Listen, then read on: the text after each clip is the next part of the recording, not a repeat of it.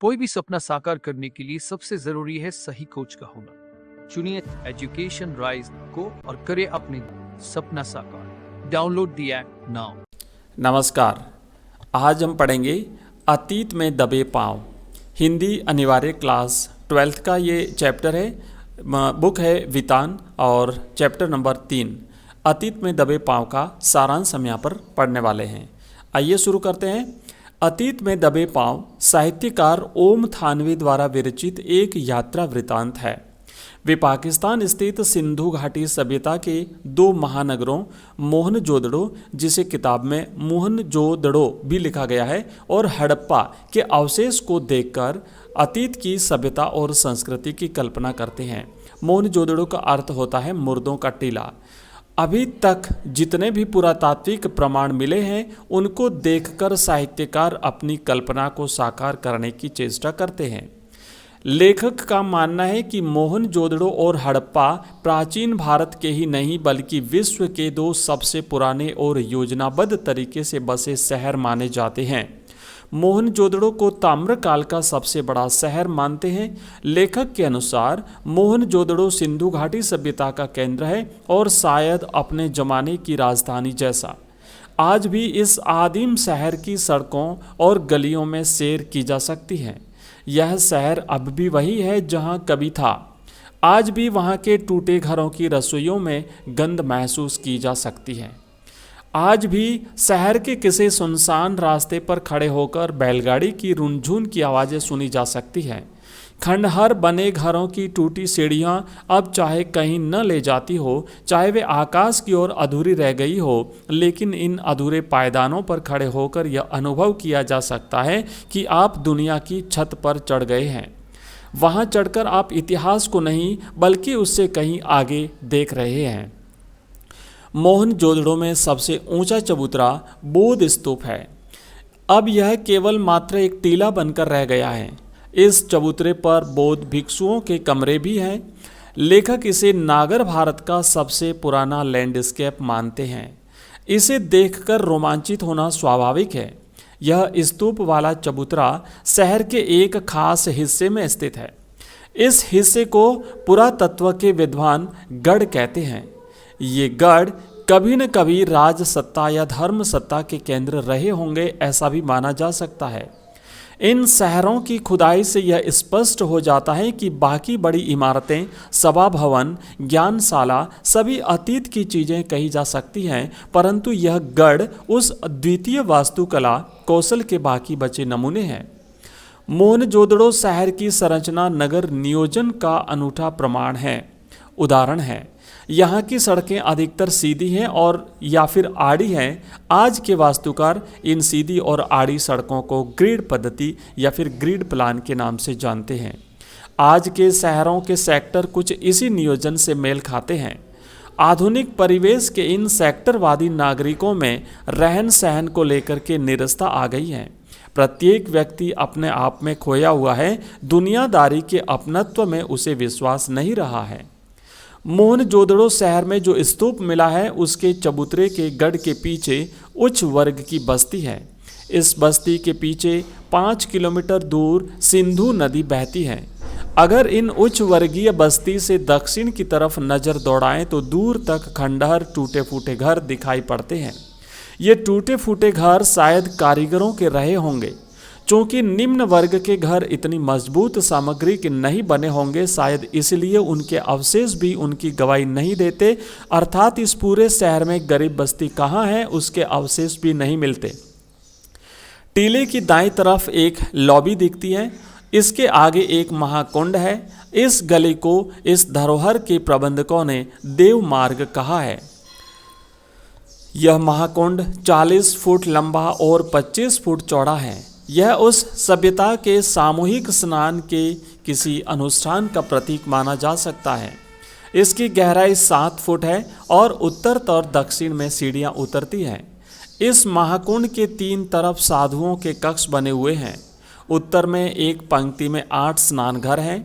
यह वास्तुकला का एक नमूना ही कहा जाएगा, क्योंकि इन सभी स्नान घरों के मुंह एक दूसरे के सामने नहीं खुलते। कुंड के तल में पक्की ईंटों का जमाव है ताकि कुंड का पानी रीस न सके और अशुद्ध पानी कुंड में न जा सके। कुंड में पानी भरने के लिए पास ही एक कुआं है। कुंड से पानी बाहर निकालने के लिए नालियां बनी हुई हैं। ये नालियां पक्की ईंटों से बनी है और ईंटों से ढकी हुई भी है। पुरातात्विक वैज्ञानिकों का मानना है कि पानी निकासी का ऐसा सुव्यवस्थित बंदोबस्त इससे पहले इतिहास में दूसरा नहीं है। महाकुंड के उत्तर पूर्व में एक बहुत लंबी इमारत के खंडहर बिखरे पड़े हैं। इस इमारत के बीचों बीच एक खुला आंगन है। इसके 3 तरफ बरामदे हैं। ऐसा अनुमान लगाया जा सकता है कि इसके साथ कभी छोटे छोटे कमरे भी होंगे।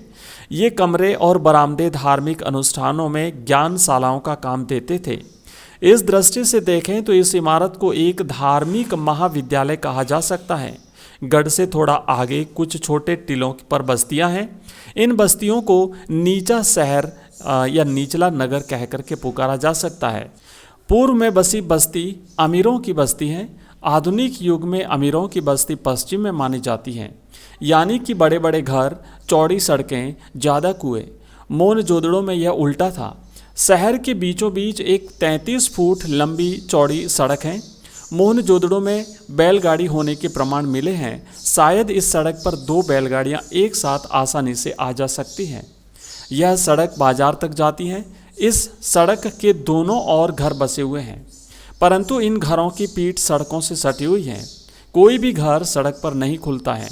लेखक के अनुसार दिलचस्प संयोग है कि चंडीगढ़ में ठीक यही शैली 50 साल पहले ली कार्बूजियर ने इस्तेमाल की। चंडीगढ़ का कोई घर सड़क की तरफ नहीं खुलता। मुख्य सड़क पहले सेक्टर में जाती है, फिर आप किसी के घर जा सकते हैं। शायद चंडीगढ़ के वास्तुकार ली कार्बूजियर ने यह सीख मोहनजोदड़ो से ली हो। ऐसा भी अनुमान लगाया जा सकता है। शहर के बीचों बीच लंबी सड़कें और दोनों तरफ समानांतर ढकी हुई नालियां हैं। बस्ती में ये नालियां इसी रूप में हैं। प्रत्येक घर में एक स्नानघर भी है। घर के अंदर से मैले पानी की नालियां बाहर हौदी तक आती हैं और फिर बड़ी नालियों में आकर मिल जाती हैं। कहीं कहीं ये खुली हो सकती हैं, परंतु अधिकतर वे ऊपर से ढकी हुई हैं। इसी प्रकार सहज ही यह अनुमान लगाया जा सकता है कि मोहनजोदड़ो के नागरिक स्वास्थ्य के प्रति कितने सचेत थे।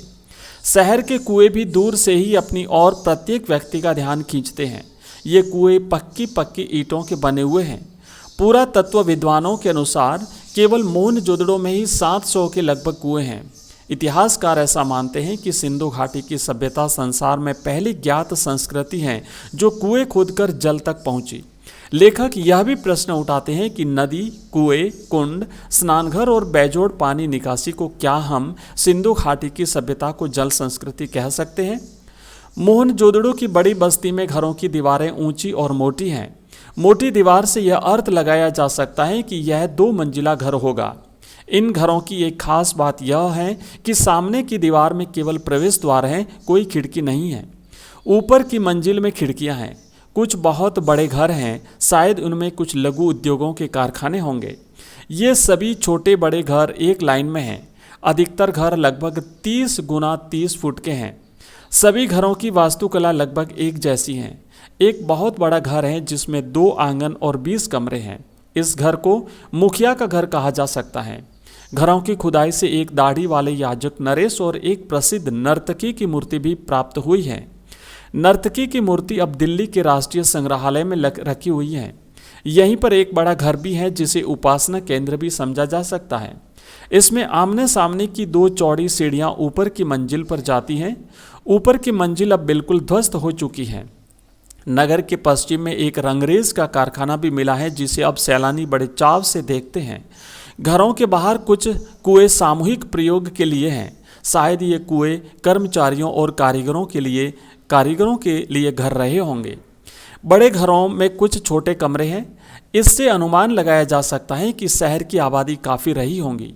एक विचार यह भी हो सकता है कि ऊपर की मंजिल में मालिक और नीचे के घरों में नौकर चाकर रहते होंगे। कुछ घरों में सीढ़ियां नहीं हैं। शायद इन घरों में लकड़ी की सीढ़ी रही हैं जो बाद में नष्ट हो गई होंगी। छोटे घरों की बस्ती में संकरी सीढ़ियां हैं। इन सीढ़ियों के पायदान भी ऊंचे हैं। शायद ऐसा जगह की कमी के कारण होता होगा। लेखक ने अपनी यात्रा के समय जब यह ध्यान दिया कि खिड़कियों और दरवाजों पर सज्जों के निशान नहीं हैं, गर्म इलाकों में ऐसा होना आम बात होती है, शायद उस समय इस इलाके में इतनी कड़ी धूप न पड़ती हो। यह तथ्य भी पूरी तरह से स्थापित हो चुका है कि उस समय अच्छी खेती होती थी। यहाँ लोग खेतों की सिंचाई कुओं से करते थे। नहर के प्रमाण यहाँ नहीं मिलते, शायद लोग वर्षा के पानी पर अधिक निर्भर रहते होंगे। बाद में वर्षा कम होने लगी हो और लोगों ने कुओं से अधिक पानी निकाला होगा। इस प्रकार भूजल का स्तर काफ़ी नीचे चला गया हो।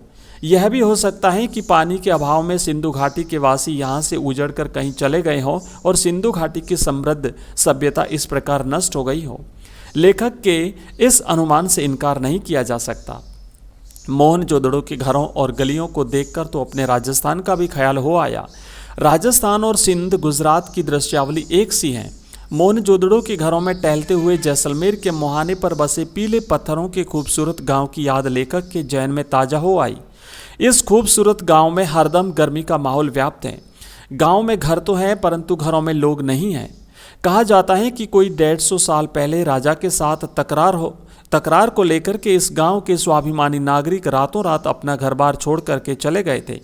बाद में इन घरों के दरवाजे, खिड़कियां लोग उठा करके ले गए थे। अब ये घर खंडहर में परिवर्तित हो गए हैं, परंतु ये घर ढहे नहीं। इन घरों की खिड़कियों, दरवाजों और दीवारों को देखकर ऐसा लगता है जैसे कल ही की बात हो। लोग चले गए लेकिन वक्त वहीं रह गया। खंडहरों ने उसे वहां रोक लिया हो। जैसे सुबह गए लोग शाम को शायद वापस लौट आए। मोहनजोदड़ो में मिली ठोस पहियों वाली बैलगाड़ी को देखकर लेखक को अपने गांव की बैलगाड़ी की याद आ गई, जिसमें पहले दुल्हन बैठकर ससुराल आया करती थी। बाद में इन गाड़ियों में आरे वाले पहिए और अब हवाई जहाज से उतरे हुए पहियों का प्रयोग होने लगा। धन्यवाद। तो ये था समरी, इसके हमने यहाँ पर देखिए हमने इसका सारांश, और आने वाले वीडियोस में हम इसी प्रकार के दूसरे हमारे जो अध्याय हैं उन सब का सारांश, कंप्लीट एक्सप्लेनेशन भी हम देखेंगे, प्रश्न उत्तर भी करेंगे। और शाम को रोजाना 8:30 बजे होती है हमारी लाइव क्लास, जिसे ज्वाइन करना बिल्कुल भी ना भूलिएगा। Thank you, bye.